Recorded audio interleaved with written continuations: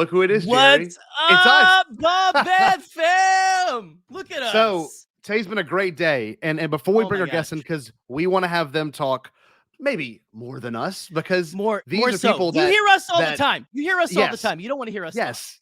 But so we're gonna do some real quick plugs at the top instead of doing it towards the bottom. Off the top, Jerry has his show every Tuesday. Jerry, what is your show called? Let me pull you up big. Oh, my show is a little show called Hyperfocus. Every Tuesday I sit down with a guest, someone from the Star Wars podcast community, and we talk about just about anything we want to. It can be about funnel cake. It can be about stock options if they want to, or it can be about Star Wars. It could be about funnel cake and stock options in Star Wars if they want. But that's just a conversation show we do on Bombadcast. It's a lot of fun. 9:30 on Tuesdays. Scotty, what happens on Wednesdays on our channel?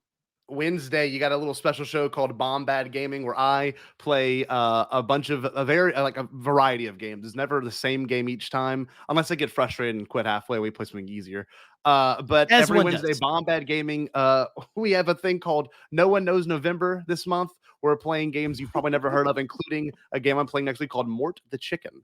And on every Thursday, you've got these two wonderful faces right here to talk about Star Wars ad nauseum. It could be about things you love in Star Wars, things that you obsess over, whatever it is, the Bombadcast is here to provide. And honestly, we need to bring on our guests. Sometimes the Fifth Element, sometimes other things too. Sometimes we're gonna bring in our guests. We've had one of the people of Force Center on before. We wanted to have Joseph on at one point, but I never thought, since I started podcasting, we've been listening to them for years, never thought, Jerry, we'd have them both on at the same exact time.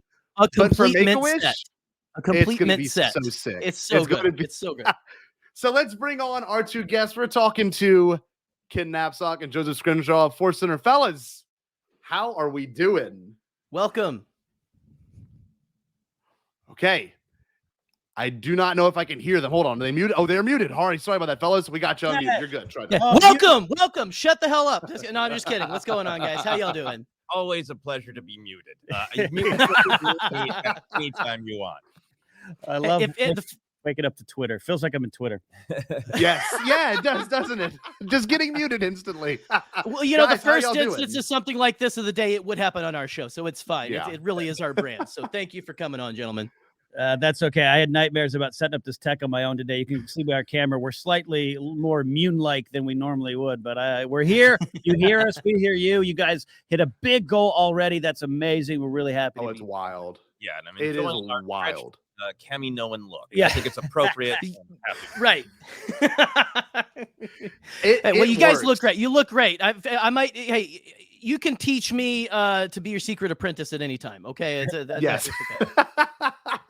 But we might kill you. That being said, I'm very, very excited to talk about this because I've heard it on your show, but on here we get a little bit weirder sometimes. I mean, y'all get weird too.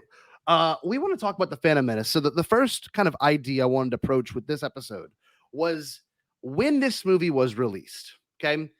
How did it affect your love of Star Wars? And I want to start with our guests first. And I think they might have been just a little bit older than Jerry and I when this happened. Fellas, where were you at? What was going on with you? Where was I at? I was in Winnetka, California at a Pacific Theaters, waiting in line, just no reserve seating. You had to bring sticks and clubs and try to fight your way into the appropriate seat. And yeah, it was an experience, man, because I'm an original trilogy generation, obviously. And it challenged me. Phantom Menace challenged me. And over the years, I've had a different relationship with it to the point where now it's just one of my favorite Star Wars experiences and stories. And there's so much stuff to dive in and discover that I just wasn't allowing myself to discover back in 1999. Because there's a lot of things we can talk about and been talking about for 20 years. Jar Jar and stepping and pooping and everything. But now I look at it so differently.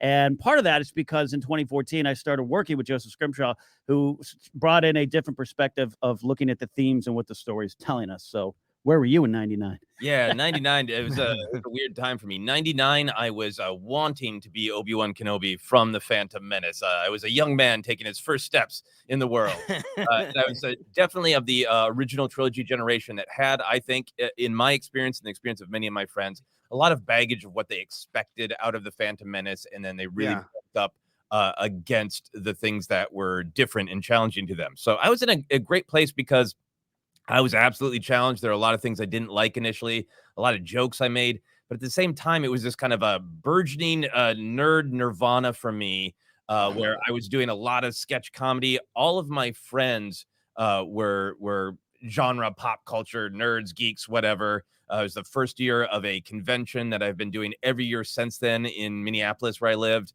Phantom Menace came out, and I was challenged by it. I loved other parts of it. I thought about and dreamed of every frame of film that featured Ewan McGregor as Obi-Wan Kenobi. But I resisted it, and I made the jokes about it, but also I just got to roll around in Star Wars. I did sketches about it. I debated at bars constantly with friends. I collected a bunch of stuff. So it was weird to be, on one hand, like, I have all these gripes. Also, I'm kind of happier than I've ever been because I cannot physically go anywhere in the world without seeing Star Wars. Exactly. Right. Oh, I love that part of it. And it's funny. Jerry and I always say we were in the George Lucas sweet spot, which is a weird phrase, but we say that because I was 5, right? I was really young. And Jerry, how old were you? 13? I was, again, like I like to say, that George Lucas sweet spot of 12 and stuff, I was right in the pocket. And so I was absolutely head over heels. And I remember all of the Star Wars plastered everywhere. I remember begging my mom and dad to take me to the trifecta of KFC, Taco Bell, and Pizza Hut. Or was it Pizza Hut? Yeah. Yeah, it was Pizza Hut. Take me. We gotta try to hit them all. I got to go to all 3 planets. It was a magical time, man. It was magical. Well, let me kick that back to you, Jerry, because one of the things I experienced being 22, 23, that film came out, is I eventually pretty quickly engaged with some of the bigger themes and was excited. And all my friends were just wanting to make jokes. They wanted to dampen any love that anyone would have for that movie. Right. Yeah. At 12 on the playground, you go to school Monday after yelling wizard in the theater. What were your friends saying about Phantom Menace in 99? Oh, dude, we were, and like, we were just enamored with it. We were like, oh man, yeah, you be Obi-Wan Kenobi. And like, I had the Jedi braid for Halloween that year, like I wore it more than Halloween and stuff, of course, as one does. But, we didn't care. I didn't hear anything until when I graduated high school in 2005, started working at a movie theater. And that's the first place I started to hear a little more of the, this is, this stuff is, this is garbage, Jar Jar is a whatever character. And here we are, look, Jar Jar's in our logo. I mean, come on. Yeah. We embrace it here. We love that. And it's just, I felt like for a little while I had to, like, I had that bliss, Ken, but then I had to go into that too. I kind of had in college and stuff. I kind of had to like go, I guess, no one wanted to have the conversation of what what does it do for it? You're right. It was just all the jokes and stuff. Yeah. And that's for me, my kind of big picture journey is I always liked it. I watched it all the time, even though I made jokes and agreed with a lot of the criticisms. And I eventually had this experience of really just reading a little bit more background about Lucas's approach and being reminded that this was a story he always intended to tell. And so many people in my generation rewrote the movie to try to make in their minds or had conversations about it. And was the big sticking point of the what if. And when I really stopped and said, I just want to engage with exactly what the film is, then almost all of my concerns went away. And that was like a really big learning moment for me. Yeah, that's an interesting perspective because I was so young, I knew nothing of that, like nothing of any controversy until I got to high school. And even in middle school, no one talked bad about the movie. But in terms of like, what it did for Star Wars as a really little kid, it's wild to think that it was even, a problem. You were so young, you didn't know. Like, I remember vividly being on a bouncy castle with a lightsaber and a friend of mine in a bouncy castle, just bounce up and down and just whacking the hell out of each other. And like, he had the Darth Maul one. I have it in here. I had the Obi-Wan one with the green blade for some reason. We would just beat the sin out of each other. So it's just weird to think that. Wait a minute, hold on, Scotty. Did any parent at these parties come up to you and say, Jedi use their power for knowledge or defense? No one. No. They were just like, all right, they're preoccupied for a second. Like, I don't. Yeah. I think there's some more peaceful kids in a bouncy castle just quoting Shmi Skywalker's wisdom. Oh yeah, absolutely. Yeah. Probably. I was too young. I was too naive. I was a lot like Jake Lloyd. Just very, very small. That's really thrilling to hear. And it is so great to hear that you got to have that youth and that just love of Star Wars. And it took a while. Just saw some jaded older person pulled you over. It's like, hey, this sucks. Well, this isn't the topic today, but looking ahead to the sequel trilogy era and the Disney era, where we're going to be in 10 years, where we're going to be in 5 years, where some 10-year-olds, like, I saw myself in Rey, I saw myself in Finn, and there's no argument for that. That's what they felt at the time, and that's what they carry with you. And again, when we at Force Center talk about what is this movie telling you, engage with what's there. That's something that Joseph kind of introduced to our overall conversations a couple years ago. Of like, we have to focus on what the movie is telling us. And you, as the youngster, and Jerry's a little bit older youngster, you were getting what the movie was telling you. And I always want to thank the prequel generation for that. Well, that's the beauty of it. I'm a middle school teacher, and literally right now, of course, Star Wars is still hot. So kids are growing up with the Mandalorian now, and I can't even imagine what that's like growing up with. Like, that is going to be their Star Wars. It's so strange to me.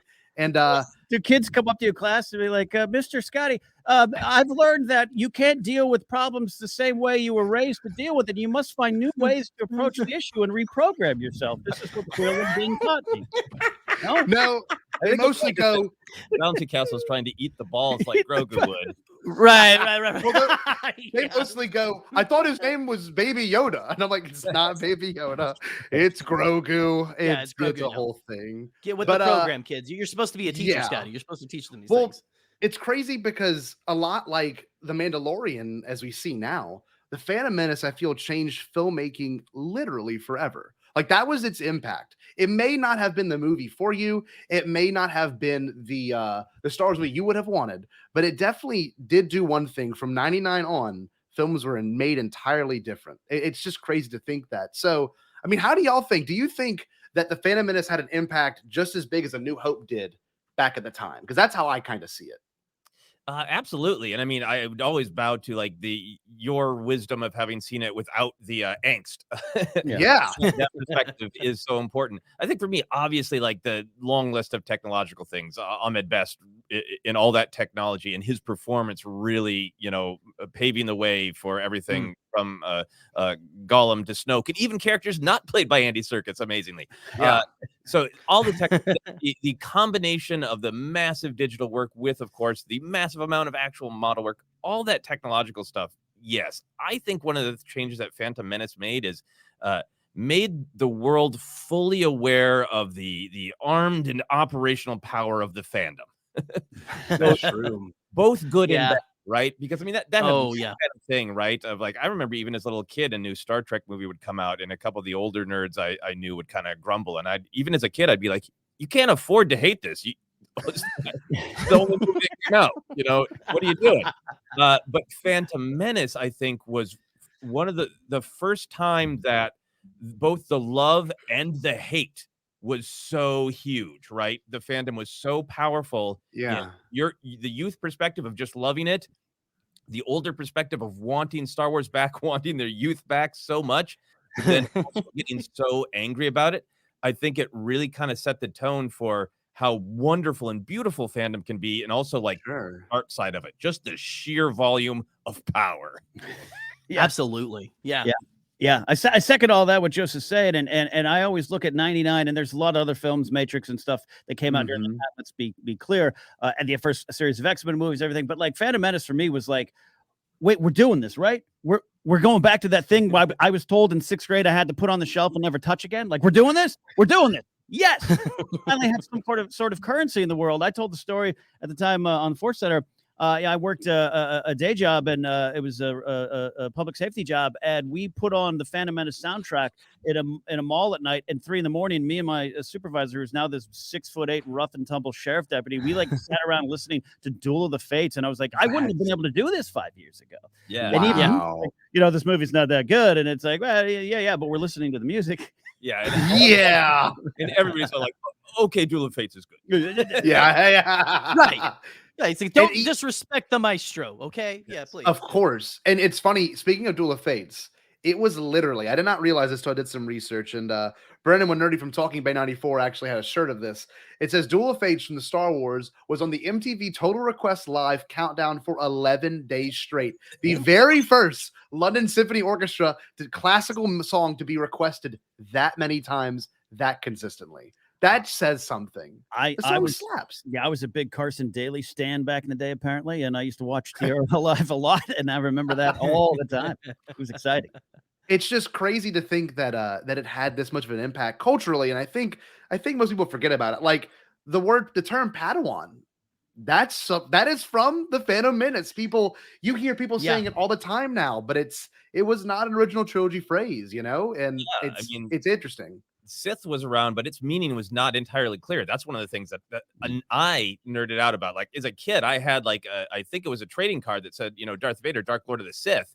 And that was a playground conversation. And when I got older, that was a bar conversation. Like, so what the hell is a Sith? Is that like a planet? Does he just have like a planet full of people who iron his cape? What the hell? It sounds so cool. What is it? And even with my challenges, like I had a baseball cap that I wore for almost all of 1999 and the year 2000 that said Sith Lord on the front. And then on the back, it said, Jedi do not concern me. And I just thought it was dope ever. That's awesome.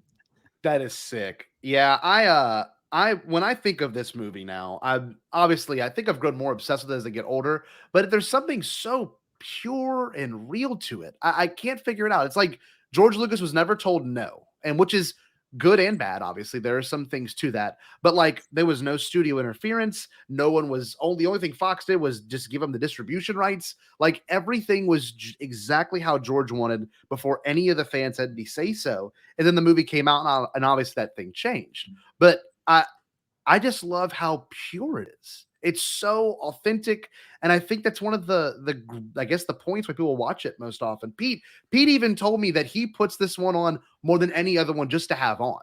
He just it's like a leisure movie for some people. Is it that way for you, Jerry? I don't know. I mean, a little bit like I'm a little bit of a completionist too. So whenever I'm like, I want to watch a Star Wars, for some reason, I'm never like, I can pull one out. And like, I want to watch this one today. But most of the time I'm like, I want to start at the beginning. And it's getting too daunting to do that now. But like, I'll end up like throwing the Phantom Menace on a lot because of like, that's the beginning of the story, for like, that's for me, like, that's where the magic. Because like I was into the original trilogy and stuff back, like I went to see the special editions in theaters, got to see those when they first came out and everything. That was I think when I was pushed fully off the Star Wars cliff was during the special editions and stuff. But yeah, man, I don't know.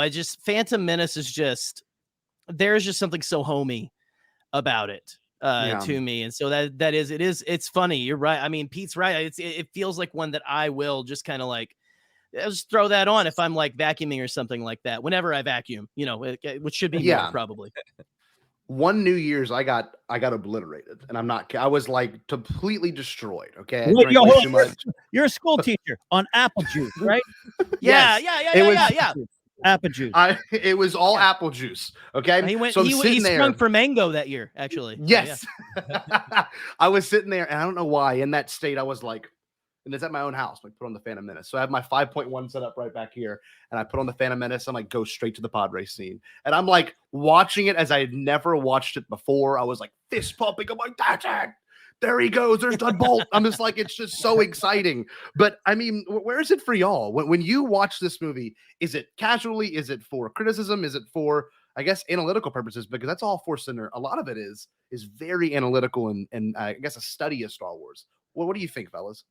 Go ahead, Ken. Well, yeah, I think we've created a nice little little thing for us here where we have to, for our work, to sit down and watch Star Wars, and it's a fun thing. But then I'll finish. Say we're talking about Rogue One, the third act. We're analyzing the themes of the third act. I'll finish that, and then I'll be like, I'll put on Phantom Menace because I love this stuff. And Phantom Menace has so many deep themes and so many things going on in it. And George you're right. Not even Rick McCallum and his chomping gum could tell George no.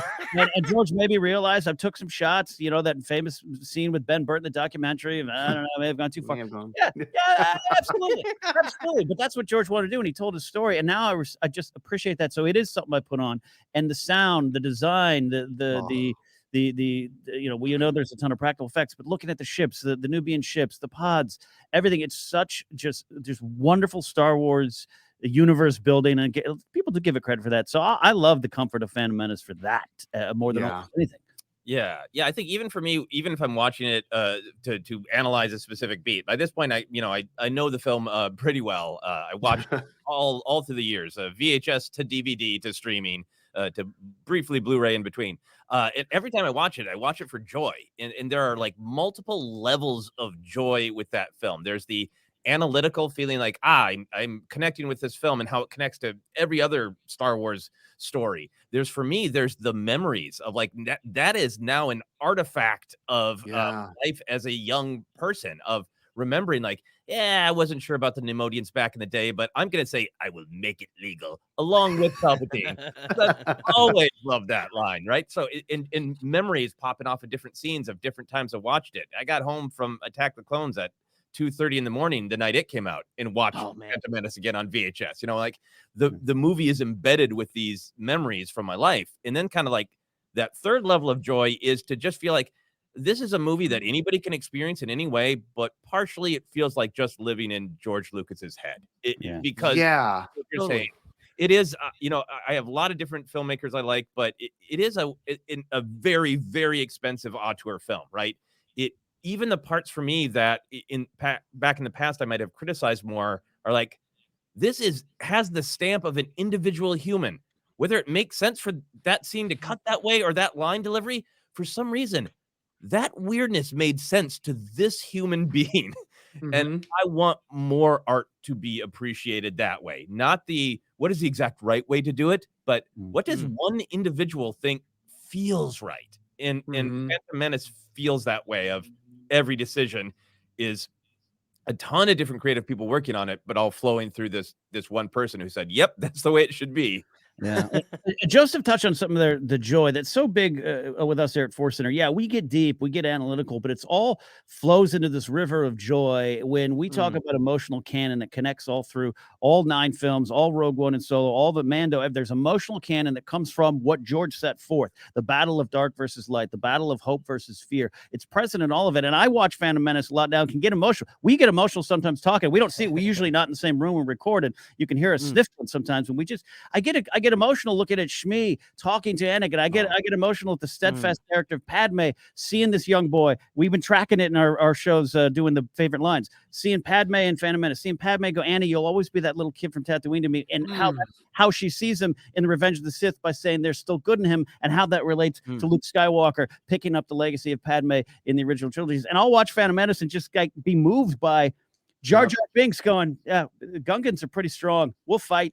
We will be there, and years of who knows what's going on between the Naboo and the Gungans. A lot of weird social issues, and Padme is brave enough to come before Boss Nass and humble herself, and a scene that's sometimes mocked because it seems awkward. But for me, the emotional canon of that moment, what it means, the symbiote nature, all those things, the big themes, they move me, and all those themes go into that 3-letter word, joy, which is what Star Wars does bring to us. Yeah.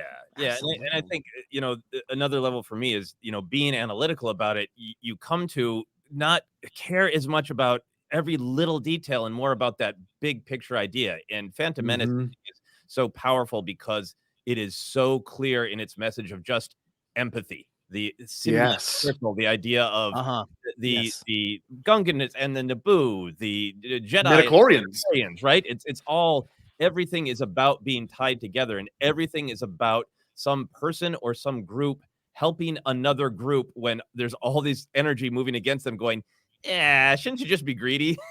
Shouldn't you just say no and wait and see if something happens? And it is such a film that is just empathy in big flaming letters, and that is such an important message if you can really let the film work on you in that way. It matters, to our society, in my opinion. Yeah, we always say at Force Center, Star Wars doesn't want you to ask how or what. It wants you to ask why first. Why is that there? Why is that in the story? What is that telling me? Then you can get it. So you want to know how Palpatine came back? You'll figure that out. But the why is the Sith, control, unlimited power, never letting go, never accepting change, which is something Shmi warned Anakin about in The Phantom Menace. It all starts to flow back to that movie in a lot of ways. Right. Well, even like in our real world, we found that, like, sometimes those crusty old evil white dudes, they don't just die and go away. they usually come back, right? It is a thing. Yeah, they're asking as a crusty old white dude. I'll tell you, it's like change can be tremendously difficult, and it's important for you to find your place in change versus fighting change, which I would think is a very Jedi-like quality. I'm not saying I'm a Jedi; I'm more of a out-of-work scoundrel, but yeah, and that's the message too. That's part of what is also there. George talks about it being for 12-year-olds, but we know that what he really means is the big choices you're going to face on the cusp of adulthood, and those are hopefully things you can carry with you more than my dumb movies. The movies I put there for you carry what I'm telling you in these movies. Exactly. Will work out. Yeah. And there's a lot of our generation that sat in a theater in 1999 going, no. Change? No. Unlimited powers. Right. Right. It's crazy because when it comes to a movie like this, there's obviously a lot of Star Wars beats, and there was a lot of things that were new for Star Wars. Like George got to do his racing scene, and I'm still waiting to get more pod racers. I really hope we get live action pod racers. Resistance had the right, the racing stuff, which was cool, but I really am jonesing for more pod racers. And I'm waiting for it. Constantly. I constantly put out in the universe, if anyone from Lucasfilm, LucasArts, that's still around, they're making the CD-ROM games. Please give me a simulation pod race game where I run a pod race team and can hire Pitroids and a racer and you compete. I want a detailed pod race simulation game. Yes. Look, I'm wearing my Brian Ward designed pod racing shirt. That is a fantastic shirt, by the way. That is so good. Like Lucasfilm. Yeah, seriously. I would be down for that as well. And I mean, just give me like a scene in Book of Boba Fett where you have like an old Sebulba like signing like people's posters or something. Even just like I used to be big or something like kind of a thing. I need Team Toe to try to get vengeance on the Tusken Raiders. There you go. Team Toe became my guy because I played the Phantom Menace game for the PlayStation 1. Oh, yeah. Even more like ridiculous added convolutions to the bet that Qui-Gon was making of like, okay, I'll give you 5 Dak Terry for this, for a cup of coffee. So this guy can give me a boot. So that boot can open this. It was really convoluted. And then like one of the through lines was Team Toe was drinking, which like in retrospect now, like I thought that was hilarious. And now I'm like, this is awful. This is an awful message in this film for children. But I thought Team Toe was hilarious because I was running around with Qui-Gon trying to make deals and Team Toe was just at the bar. That's how I knew when Joseph and I were going to not only be friends and work together for a long time. And he was like, Team Toe Plagueis is one of my favorite Star Wars characters. I was like, yep, we're gonna do this. We're gonna do this. Yeah, and Al, I saw that comment there. I still think one of the saddest tragedies in Star Wars is the tale of Rats Tyrell. So dark. It's just so dark. We need a ESPN 30 for 30 about his story. Yes. That was a great choice, by the way, to take that out of the children's movie, the lovely family right there, right? Walking away, burst into flames. It's weird because this movie gave us a lot of new. It also gave us the Darth Maul reveal, which it's crazy. I mean, obviously, George had this vision for Darth Maul, and maybe when he killed him in '99, that later he realized, oh, he's a loved character, he's a popular character. Let's bring him back. And we're seeing that now. Star Wars with Clone Wars kind of, I wouldn't say validated it, but maybe elaborated more on the Phantom Menace and the theme set up in the Phantom Menace. But there's one thing that I honestly think the Phantom Menace tops over all the films is the ending battle sequence. You've got 4 things going on. It's just wild. Return of the Jedi does it great. Revenge of the Sith does it when they have the little montages.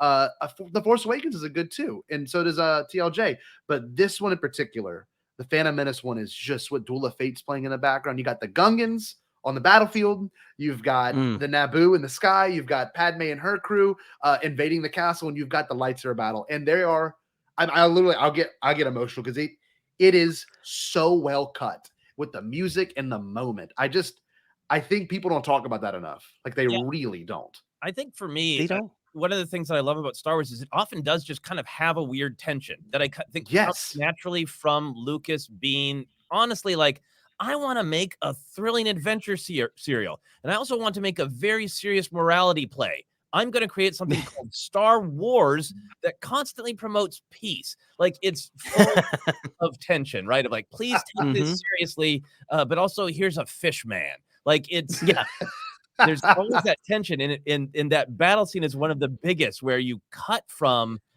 this just monstrous demonic creature having the most vicious lightsaber battle, slaughtering this loving father figure, and then Jar Jar hurts whatever his crotch is, at the same time. And it's just like this strange tonal whiplash that is one of those things of like, that isn't a mistake. That is what makes sense to this human George Lucas. Yes.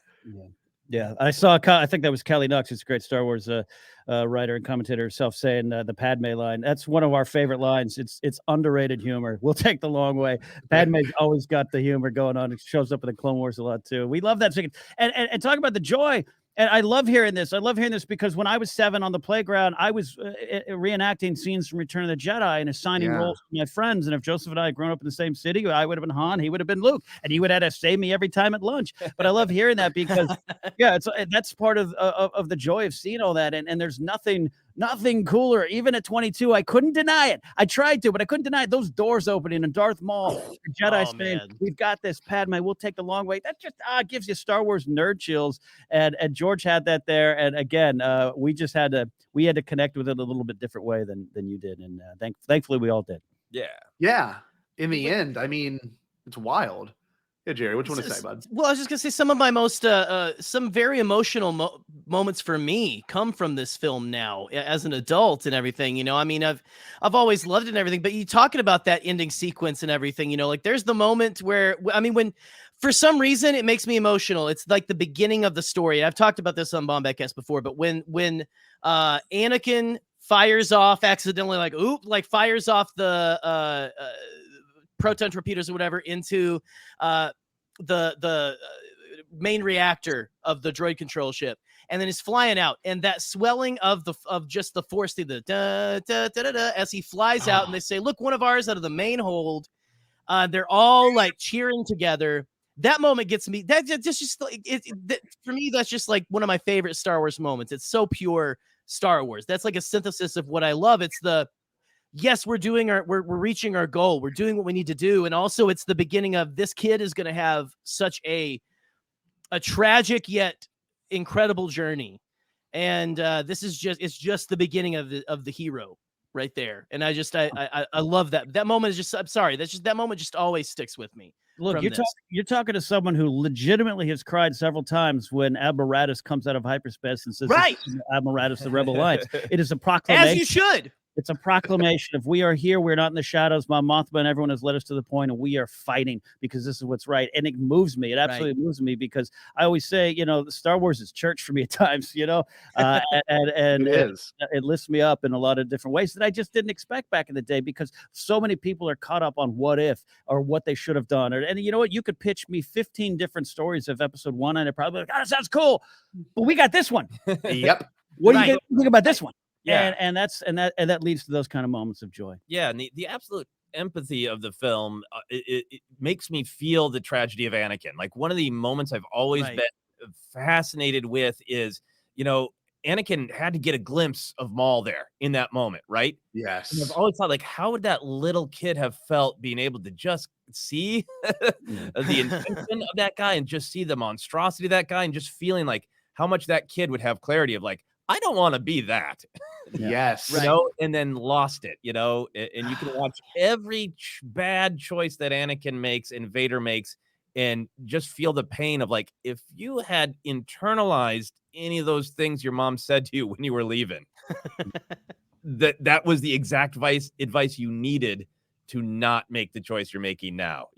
The joy and the kindness and the empathy and the brightness of Phantom Menace really sets up the tragedy. Well, and we all settled into the theater in our generation. Not everyone, and not even you. I'm just we all just thought of like, oh, cool. We all saw that teaser poster of that young kid in the shadow of Vader. He's gonna be so badass. And then we get this kid going wizard and going, hey, Mom, you say we should help each other. And George was saying we all start here, and your choices are going to lead you away from that. And we are already down the path going, give us dark and gritty, and you had to kind of reconnect to what George was putting in there in some of those moments. It's why we talk so often about Shmi and the lessons of Shmi, which now flow all the way up until, one of my favorite moments in Star Wars is Lando's "There's more of us, Poe. There's more of us, Poe." I think that connects directly to Shmi Skywalker in so many ways, but. It's just that's what was there. It's, again, the man in the flannel with some Sbarro food court was like pizza was like, this is the story I need to tell. It's talk about so moments true. that make you cry. Sorry, just that Lando moment is one for me too, man. That's so powerful. The Sbarro pizza, that makes me cry too. Sbarro. Yeah, sorry, Sbarro pizza. Yeah. There's more Sbarros than us, Poe. There's more.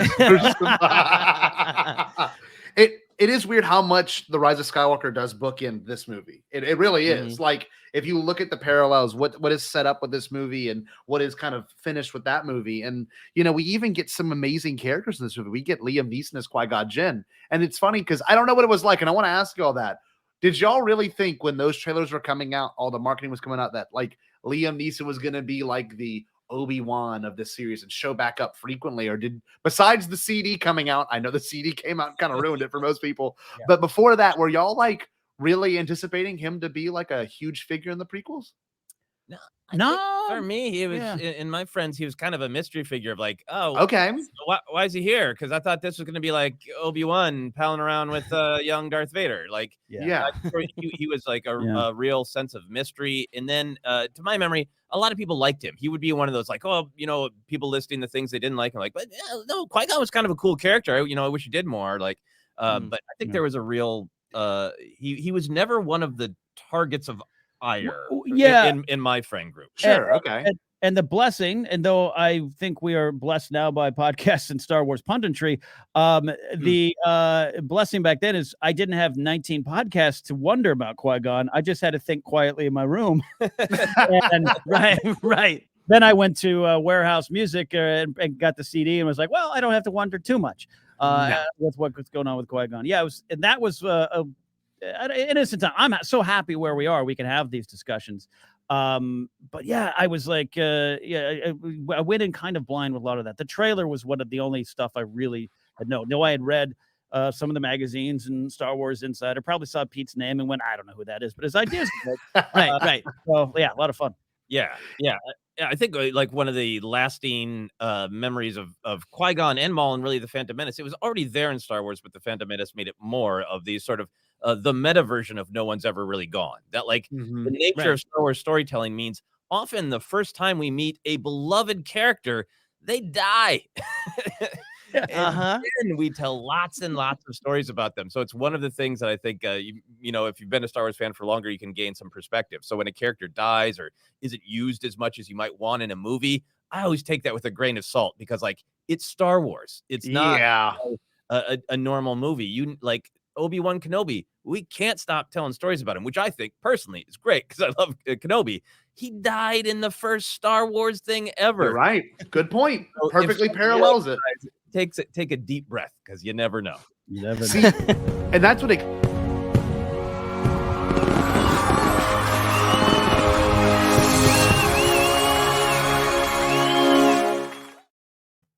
Holy hell, man. $500 within this segment. Holy cow. 6,000. Wizard, I thought Boss Nass was going to hold the pizza. that came out of nowhere. That's it. Yeah, that was a little surprising. I would love it if he shouted money. Money. 6,000. Money. Oh, that is awesome. Pete, you want to come in? I saw you pop in for a second. Or do you? It was sort of an accidental thing, but holy cow, I'm so excited. I had to drop that on you guys. I was waiting for the right moment. There's never a good moment. You guys were having so much fun with this Phantom Menace stuff. So I'm going to step back, but I just want to say thank you to everybody. We're up to 6,000. 6,000. Thank you so much. I'm going to step away, get back to this fun conversation. I'm enjoying it. Of course. So we've got about 15 minutes left with y'all fellas. And I kind of want to talk about the future because it's weird. The Phantom Menace kind of, in one way, set up many people's careers. Like I'll read off right here. Doug Chang is now the vice president for the company. He used to be just the concept artist, one of the few production designers in the prequels. John Knoll was very young. You can watch that in the beginning documentary. And now he's the executive producer for, he's the head of ILM. Like he is in charge. He has the Dennis Buren role now. Ewan McGregor started as Obi-Wan, and he loved that role.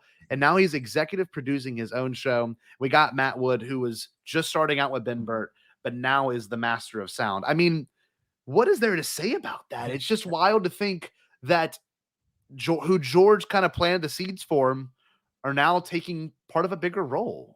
Yeah, and there's wonderful people. We're out here. We know Fawn Davis, and we're blessed to know the late Grant Imahara, which still hurts to say and everything. I met him through my pal Matt Key, and just many people started there at that time. What I think it means is a reminder of the generational change and how things that are new become the standard, become old, and how back then a lot of us were fighting so many things, on this side and in the movie theater seats, and all these wonderful creative people were brand new, and we sometimes just resist change.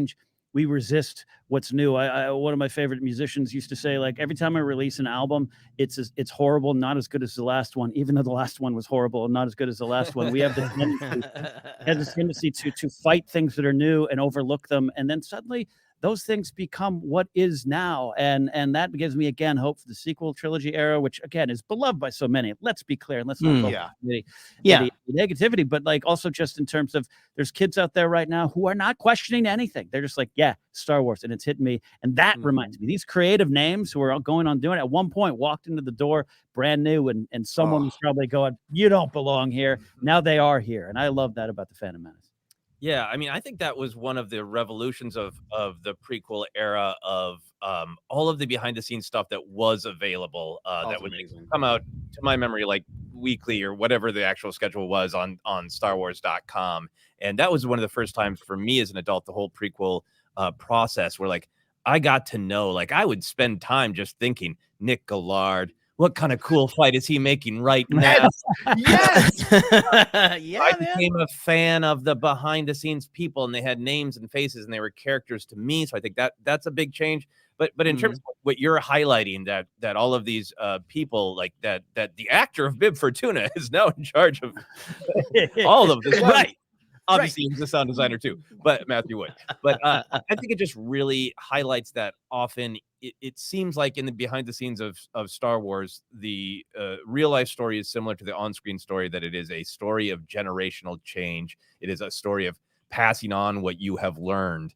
And it's been interesting to have some of the kind of stalwarts, always people of Star Wars, start to retire or, very sadly, like Peter Mayhew, pass away. And then this new generation come up, and that happens lots of places, obviously, but it feels a little bit different for Star Wars because it is so generational, and Star Wars has always been focused, starting with Obi-Wan and Luke in A New Hope, saying, how can I, the older generation, impart stuff on the younger generation, and then also learn from them. It's just such a peaceful perspective about the transition of time and the relationship between generations. And for me, it's cool to see that all of these people who are the young new people are now the mentors. And when you watch a documentary about Rise of Skywalker, you get to wonder, like, which of these people are going to be in charge of Lucasfilm in 20 years?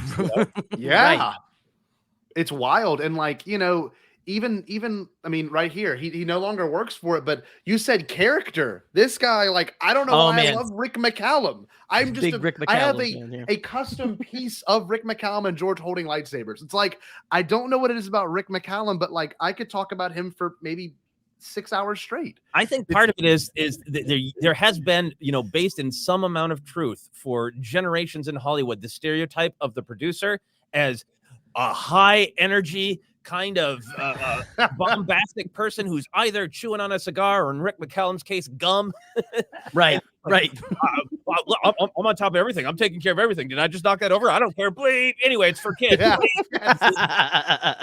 He's just this sort of almost this like last vestige of the stereotype of the Hollywood producer who's spinning all the plates, breaking half of them, and bragging about it at the same time. I think one of my favorite Star Wars lines is, "Have you tried Algeria? Over." Like, that's just absolutely. I love this way he says Prague, and my favorite line, and I'm gonna bleep myself out, of course. He goes, "This is grim.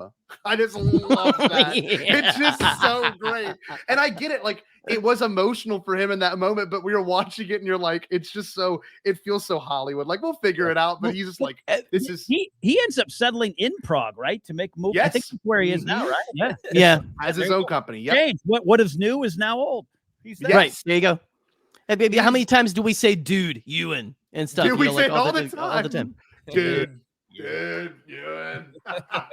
It's just something to be said about it. And I think it's cool because, I mean, he was George's yes man. And, you know, he made everything a reality. And like, I think that's the beautiful thing of Star Wars is it teaches us that, right? It teaches us our dreams can become a reality. It, you know, whatever you do, whatever you put, whatever hard work you put into your life and what you want to achieve, that's just what you can do if you put the effort in. And, you know, George made his original trilogy back in the 70s and the 80s, and they were amazing. But when it came to this movie, he really wasn't told no. No one told him no this time, and it was evident. And he gave us a movie that I think we all should take the time to rewatch if you don't like it. And if you know, we've got great authors, like we got one in the StreamYard studio right now who actually help elaborate more, Claudia Gray. So I've just, I want that. I want more of those stories. And I guess to kind of wrap it all up, I want to ask y'all a question. What story do you want to hear from the Phantom Menace era? Like anywhere between the weird 10 years between the Phantom Menace and Attack of the Clones, what do y'all want to hear about? Is there anything in particular? And so, I mean, first of all, we've been blessed with a wonderful series of books from E.K. Johnston about Padme, and we cannot wait for the third one. We Joseph and I just absolutely adore those books. You mentioned the Claudia Gray stuff. I mean, so good. Always blown away by her work, but her writing of Qui-Gon and Obi-Wan, even in the from a certain point of view story, is breathtaking. So anything more of that, I don't mind revisiting that. The jokes aside, I want more pod racing, but also I'm fascinated by the Gungans, the relationship of the Gungans with the Naboo, what went wrong, and I'm looking mostly at you, Naboo. I'm looking at what you did. I would love to hear the story. I always joke about I want the rise of Chief Chirpa. I want a Disney Plus movie about the rise of Chief Chirpa. I'd love to have something a little bit more with Boss Nass, Young Mace, all those kind of things. Yeah, I mean, a lot of my fervent wishes have been answered by the E.K. Johnston novels. That's a thing that we didn't get to talk about as much, but the political angle of the Phantom Menace and the power of Lucas kind of making this statement of like, look, things are complicated. Democracy is complicated. Organizations can rot, especially if you have the same power-hungry people involved for too long. You know who would be good at fixing this? A 14-year-old woman.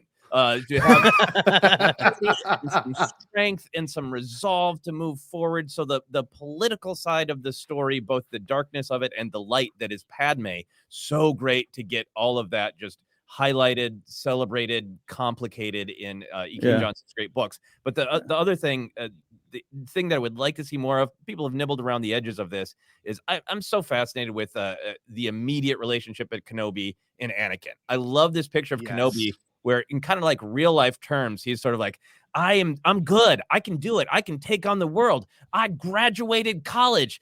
I've adopted a 9-year-old who's going to save the world.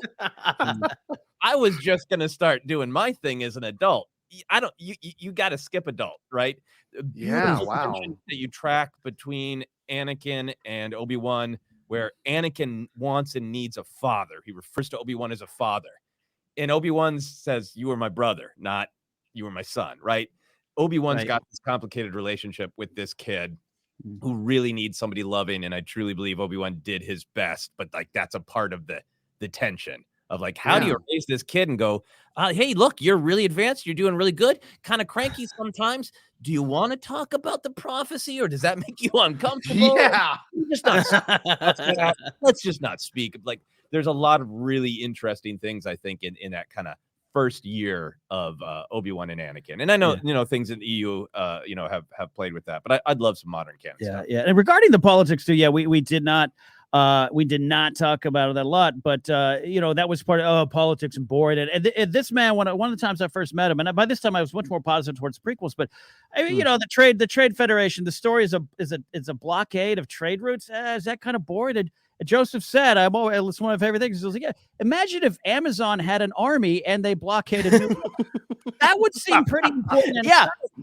And I'm like, oh, yes, there's something else going on there. Yeah. Not boring at all. That's awesome. Well, Yeah, I'm so glad it feels like we're so close to that reality at this point. So never, hopefully not, too. And it is Jerry, it's so exciting. Yes. Yes, yeah, yes. it could happen. Jerry, is there anything you want to see from that little 10-year period one day? I don't know, man. Like, it just give me everything. I'm excited for the Acolyte for one thing, which is kind of like a lead up to the Phantom Menace. Yeah, and I've been really, really, really like out of the two of us, I'm like the High Republic fan here. Like, I have been really just like eating up the whole. It seems like the Jedi almost losing their belief in the galaxy almost a little bit, like kind of getting them to the point to where they are a little more susceptible to the dark. And I guess I just like dark stuff like that. But no, I don't know what else to bring, because I mean, just anything that you give me that is from that era of Star Wars has been solid gold. It's been some of the best stuff. Like the ending of the Clone Wars last year was phenomenal. There's just, and we're gonna get Hayden Christensen back in the Ahsoka series we've been talking about, and I'm excited to. People are like Force Ghost. I'm excited to possibly get live action Ahsoka and Anakin on screen. Like I want to see that, and so whatever you got, man, I guess is all I'm trying to say. Give it to me. That's another big one I would happily take a novel called Yaddle Walks Away. Yes. Exactly why Yaddle left. Well, I mean, I freaked out when she was in one of the recent novels and had lines. I about fell out of my driver's seat, which would have been terrible. But while I was listening, but my God, it was so good. No, they're killing it with the High Republic. We could do a High Republic hour of. I'm fascinated with this. What I view it as 1950s and 60s America of like, great. Yes. It's time to expand. Let's build this great society. And turns out along the way that's harder, and we make some mistakes. And what's the Jedi's place? It's great stuff. So yeah, it's beautiful. Well, it's the end of our hour, fellas. If you can plug anything you got, okay? I want to hear what you got going on. So Force Center Podcast, for those who don't know us, we can be found on Twitter at Force Center Pod. We put out 4 shows a week, news, deep dives on Thursday, go deep. We did 2 hours on what we feel is one of the most important scenes in Star Wars, Dexter's Diner, Dexter's Diner of Wisdom. We do those kind of things, and we have some fun stuff too as well. You can support us on Patreon as well, but just go find the podcast and take a journey with us through all the wild and wonderful, joyous things in Star Wars. Yeah. Well, fellas, this has been a blast. And Joseph, if you can, we have a very special catchphrase, and Ken has said it. Everyone else has said it here. I want to hear you say it. We say "Stay Bombad" to close our show. Can you give us a beautiful "Stay Bombad"? Yes, in the spirit of Darth Sidious, stay Bombad. Thank you.